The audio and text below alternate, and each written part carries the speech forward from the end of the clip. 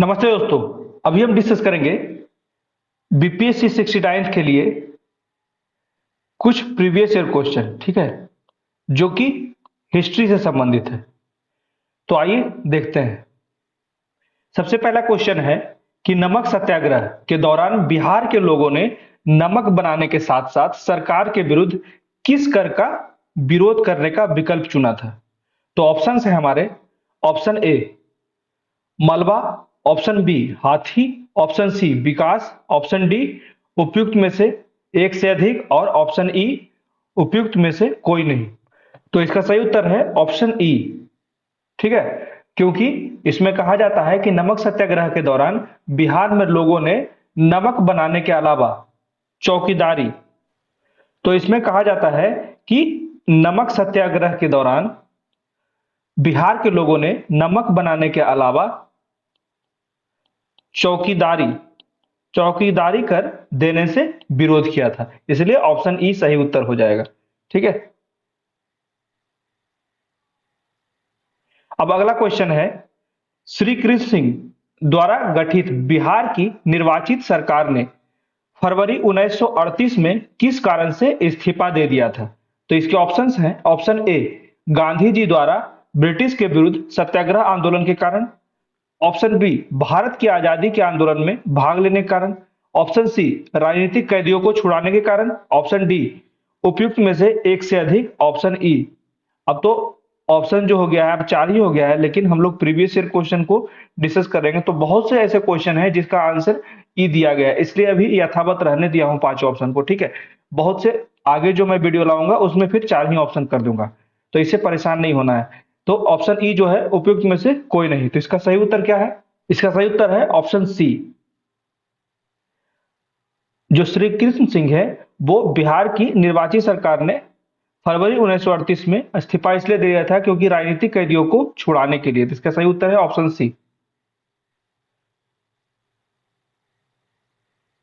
अब किसने चंपारण सत्याग्रह के दौरान बिहार में गांधी जी की जान बचाई थी? तो इसके ऑप्शंस हैं, option A Ravindra Pathak, option B Batak Miyan, option C Hamid Ansari, option D उपयुक्त में से एक से अधिक, ऑप्शन ई इनमें से कोई नहीं। तो इसका सही उत्तर है ऑप्शन बी बतक मियां। इसमें कहा जाता है कि बतक मियां ने चंपारण सत्याग्रह के दौरान बिहार में गांधी जी की जान बचाई थी। अब अगला क्वेश्चन है, असहयोग आंदोलन के दौरान किसने बिहार में किसानों की अगुवाई की? तो इसमें ऑप्शंस हैं, श्री कृष्ण सिंह, ऑप्शन बी स्वामी विद्यानंद, ऑप्शन सी राजकुमार शुक्ल, ऑप्शन डी उपरोक्त में से एक से अधिक, ऑप्शन ई इनमें से कोई नहीं। तो इसका सही उत्तर है ऑप्शन बी, ठीक है, स्वामी विद्यानंद। अगला क्वेश्चन है, प्रथम बार संघर्ष के तरीकों के रूप में स्वदेशी बहिष्कार किसके दौरान अपनाए गए थे? स्वदेशी बहिष्कार, बस ये पॉइंट याद रखिएगा, स्वदेशी बहिष्कार। इसके सही ऑप्शंस हैं, ए ऑप्शन है होम रूल आंदोलन, ऑप्शन बी है साइमन कमीशन के भारत आगमन के कारण, ऑप्शन सी है बंगाल विभाजन, ऑप्शन डी है उपरोक्त में एक से अधिक, ऑप्शन ई इनमें से कोई नहीं। तो इसका सही उत्तर है ऑप्शन सी, मतलब कि बंगाल विभाजन के कारण। तो प्रथम बार संघर्ष के तरीकों के रूप में जो स्वदेशी बहिष्कार किया गया था वो बंगाल विभाजन के कारण, जब 1905 में बंगाल विभाजन हुआ था। ये सब चीजें याद रखिएगा। अब अगला क्वेश्चन है, 1906 में आयोजित भारतीय राष्ट्रीय कांग्रेस के कलकत्ता अधिवेशन में भारत के लिए स्वराज का झंडा किसके द्वारा फहराया गया? तो इसमें ऑप्शंस हैं, ऑप्शन ए जीके गोखले, मतलब कि गोपाल कृष्ण गोखले, ऑप्शन बी एओ ह्यूम जिसने कांग्रेस की स्थापना की थी, ऑप्शन सी दादा भाई नौरोजी, ऑप्शन डी इनमें से एक से अधिक, या ऑप्शन ई उपरोक्त में से कोई नहीं। तो इसका सही उत्तर है ऑप्शन सी दादा भाई नौरोजी, मतलब कि 1906 में आयोजित भारतीय राष्ट्रीय कांग्रेस के कलकत्ता अधिवेशन में भारत के लिए स्वराज का जो झंडा था वो दादा भाई नौरोजी द्वारा फहराया गया था। अब देख लेते हैं अगला क्वेश्चन। तो स्वतंत्रता संग्राम के दौरान भारतीय राज्यों कश्मीर, निजाम के हैदराबाद और त्रावणकोर आदि जैसे भारतीय शासकों द्वारा शासित राज्यों में एक समानांतर आंदोलन शुरू किया गया था, उसका नाम क्या था? इसके ऑप्शंस हैं, ऑप्शन ए स्वराज आंदोलन, ऑप्शन बी राज्य जन आंदोलन, ऑप्शन सी प्रजा मंडल आंदोलन, ऑप्शन डी उपरोक्त में एक से अधिक, या ऑप्शन ई उपरोक्त में से कोई नहीं।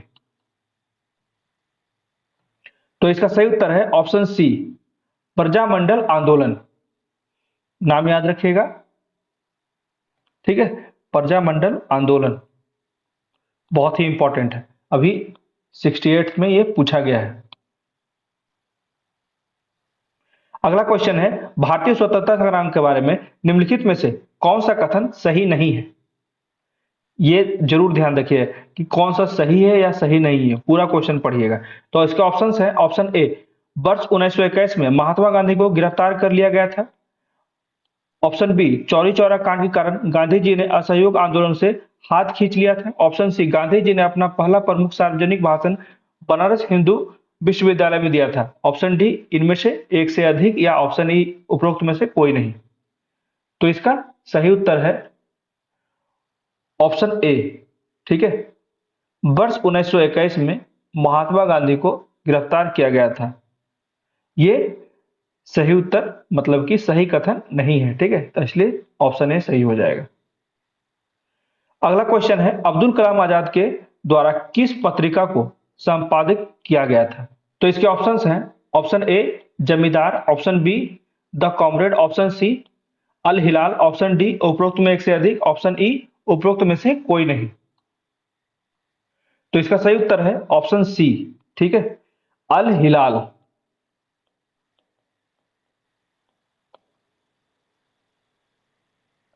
अब अगला क्वेश्चन देख लेते हैं, 19वीं शताब्दी के अंत में इतिहास के अध्ययन ने भारत में राष्ट्रीयता की भावना पैदा करने में किस प्रकार मदद की। मतलब कि इस क्वेश्चन को अच्छे से समझिए कि 19वीं शताब्दी के अंत में इतिहास के अध्ययन ने, मतलब कि जो हम लोग इतिहास पढ़ना शुरू किए, तो इससे कि हमें जितने भी हमारे जो पूर्वज थे वो राष्ट्रीय भावना के लिए क्या क्या कार्य किए, इसी प्रकार से मदद की।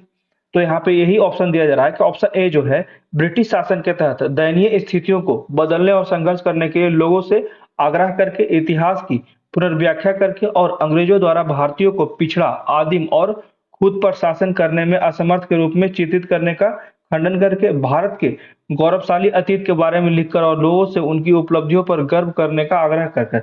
या ऑप्शन डी जो है उपरोक्त में एक से अधिक, या ऑप्शन ई उपरोक्त में से कोई नहीं। इसका सही उत्तर है ऑप्शन डी, मतलब कि एक से अधिक।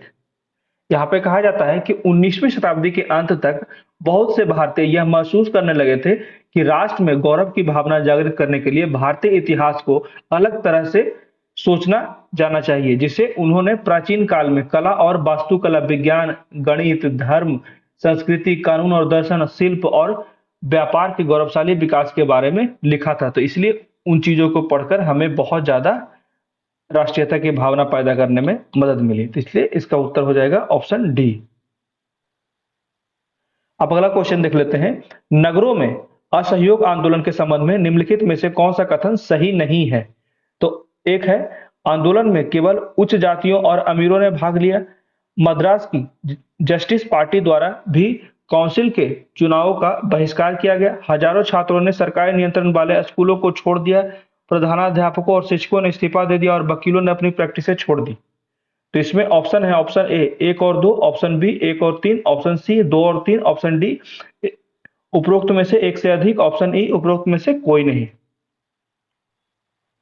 तो इसका सही उत्तर हो जाएगा ऑप्शन ए, मतलब कि एक और दो। यहाँ पे ये दोनों स्टेटमेंट सही है।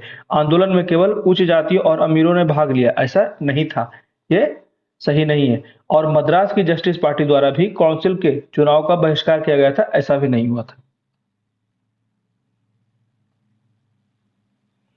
अब अगला क्वेश्चन देख लेते हैं, एक सन्यासी जो फिजी में एक गिरमिटिया मजदूर के रूप में काम करने के बाद उस जिले में अपनी पीठ पर तुलसीदास रामायण की एक प्रति लेकर आया था, जिससे वह ग्रामीण श्रोताओं को छंद सुनाता था।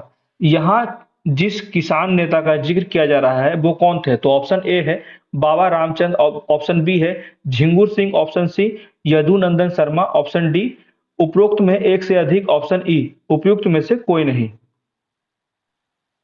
तो इसका सही उत्तर है ऑप्शन ए बाबा रामचंद्र। इन्होंने, याद रखिएगा कि ये फिजी से आए थे, गिरमिटिया मजदूर थे वहां, और ये रामायण लेकर आए थे अपने पीठ पे और लोगों को उसी रामायण से छंद सुनाते थे। तो जिस किसान की बात की जा रही है ये थे बाबा रामचंद्र। ठीक है, बाबा रामचंद्र ने 1920 और 1930 के दशक में जमींदारों द्वारा किए गए अन्याय के खिलाफ संघर्ष किया। एक अनुबंधित मजदूर के रूप में बाबा रामचंद्र प्रशांत महासागर के क्षेत्र में एक द्वीप राष्ट्र जो है फिजी वहां पे कार्य करते थे। अब अगला क्वेश्चन देख लेते हैं। ऑल इंडिया हरिजन संघ की स्थापना 1932 में किसके द्वारा की गई? तो ये तो बहुत ही आसान क्वेश्चन है, महात्मा गांधी के द्वारा की गई थी। तो इसके ऑप्शंस भी देख लीजिए। Option A B R Ambedkar, Jagjivan Rao, Mahatma Gandhi, उपरोक्त में एक से अधिक या उपरोक्त में से कोई नहीं। ठीक है,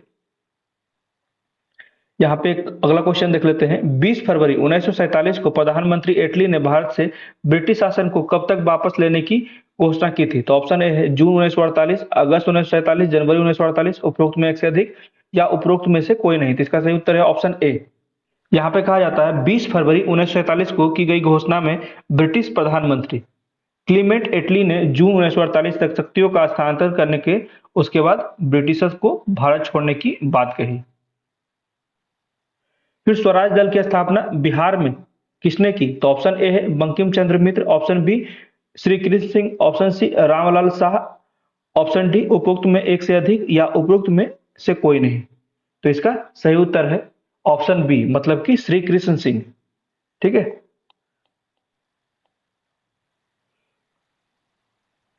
अगला क्वेश्चन है इनमें से किसने हुमायूं को यह प्रस्ताव दिया था कि यदि उसे बंगाल पर अधिकार करने दे दिया जाए तो वह बिहार को समर्पित कर देगा और 10 लाख दिनार की वार्षिक श्रद्धांजलि अर्पित करेगा? ये अभी मैं हिस्ट्री के लेक्चर में पढ़ाया हूं, बहुत ही इंपॉर्टेंट है, मुगल काल से संबंधित है ये।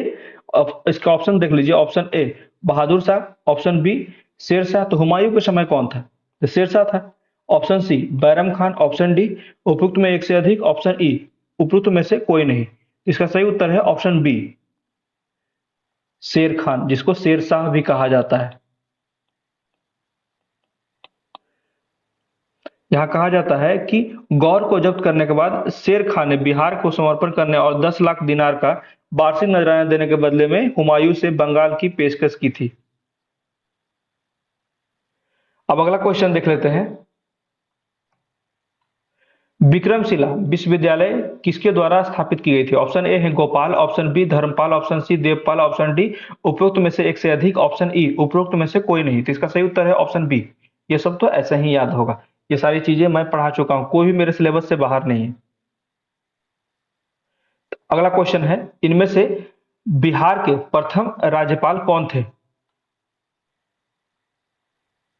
किसका ऑप्शन है? Option A sir Maurice Garnier Hallett, option B sir James David Shipton, option C sir Hugh Dow, option D उपरोक्त में से एक से अधिक, ऑप्शन ई उपरोक्त में से कोई नहीं। इसका सही उत्तर है ऑप्शन बी। ये याद रखिएगा बहुत, ये आजादी से पहले की बात है।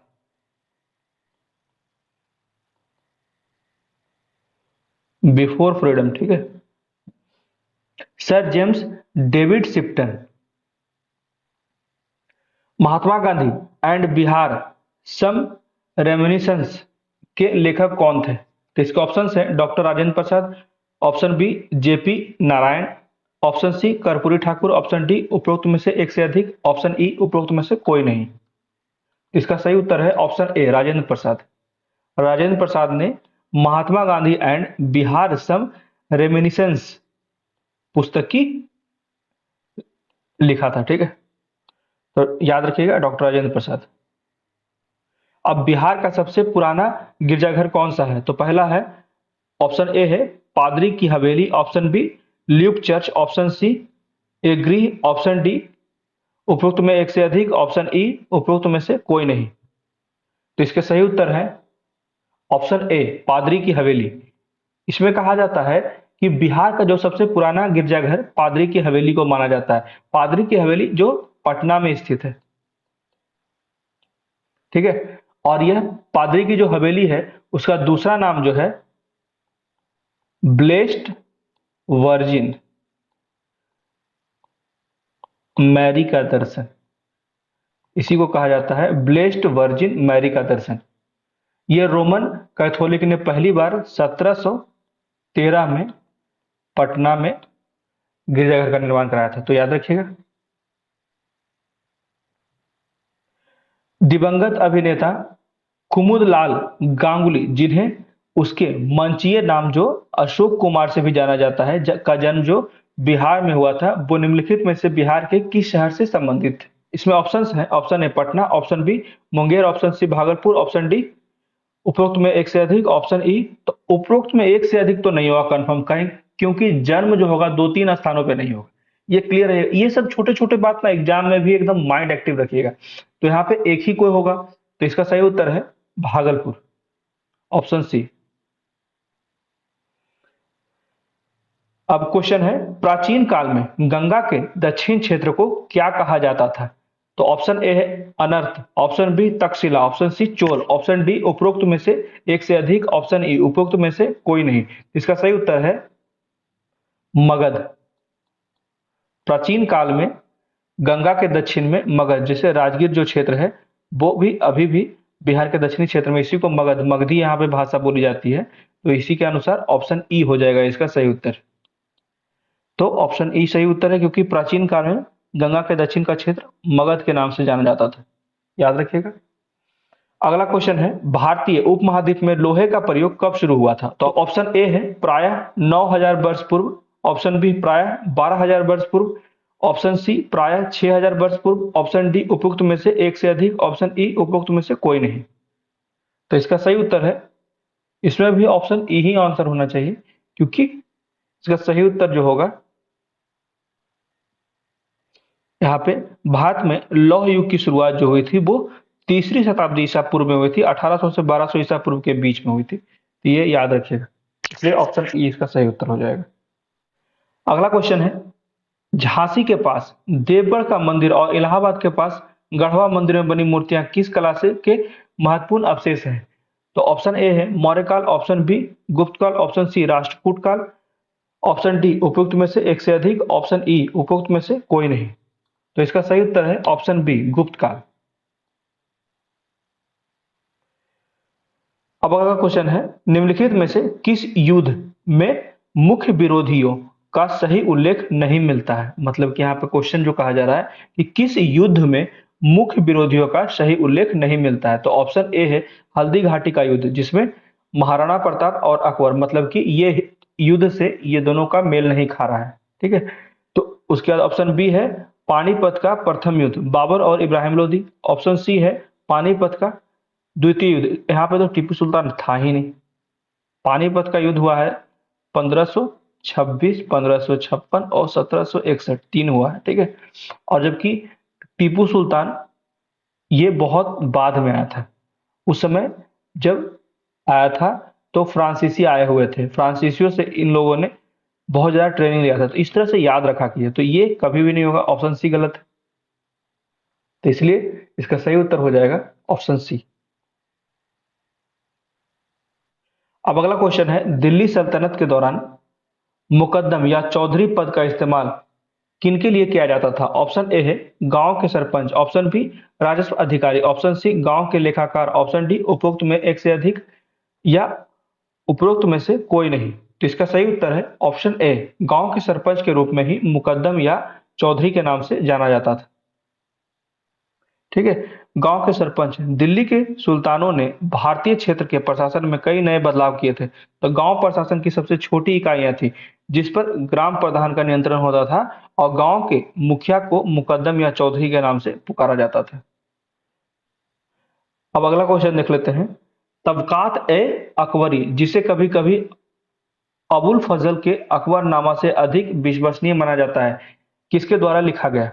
इसमें ऑप्शंस है, option A Gulbadan Begum, option B Jalamuddin Ahmad, option C Abdul Hamid Lahori, option D उपयुक्त में से एक से अधिक, ऑप्शन ई उपयुक्त में से कोई नहीं। तो इसका सही उत्तर है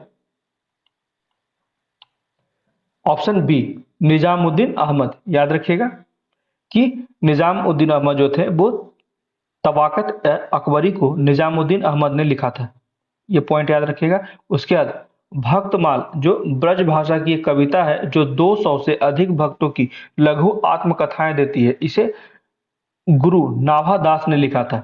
और तकमीला ए अकबरनामा जो है वो निजामुद्दीन द्वारा लिखा गया था। तो कुछ पॉइंट्स को याद रखिएगा। अब अगला क्वेश्चन देख लेते हैं, इसमें किस प्रसिद्ध शासक ने अपनी माता के नाम पर विजयनगर के पास नागालपुरम की एक उपनगरीय बस्ती की स्थापना की? तो इसके ऑप्शंस हैं, option A Krishnadevaraya, option B Harihara, option C Bukka, option D उपरोक्त में से एक से अधिक, ऑप्शन ई इनमें से कोई नहीं। तो इसका सही उत्तर है ऑप्शन ए कृष्णदेवराय। इसमें कहा जाता है कि कृष्णदेवराय ने नागलपुरम मंदिर जो है वो विजयनगर साम्राज्य शासन के कृष्णदेवराय के शासनकाल में उसकी माँ जो थी, उसकी माँ का जो नाम था वो नागवा देवी था, इसी के नाम पे नागलपुरम नाम रखा गया, इसलिए यह श्री नागलपुरम बन गया।